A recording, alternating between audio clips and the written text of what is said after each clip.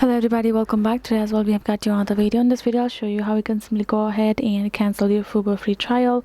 But before that, please do make sure to like our video, subscribe our channel, and yes, without any further delay, we're simply gonna go ahead and step into our video.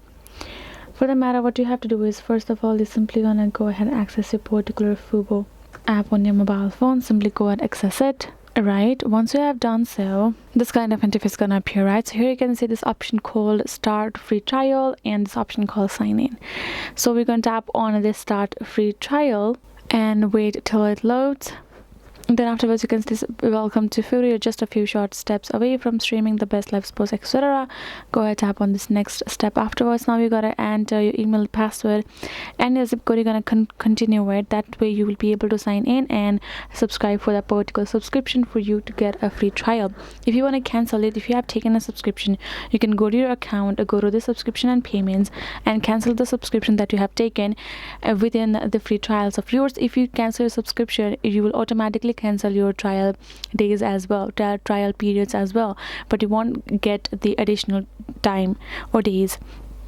So simply canceling your subscription would do. Hope this video was helpful to you all. Thank you so much for watching, and yes, I'll see you guys in our next video.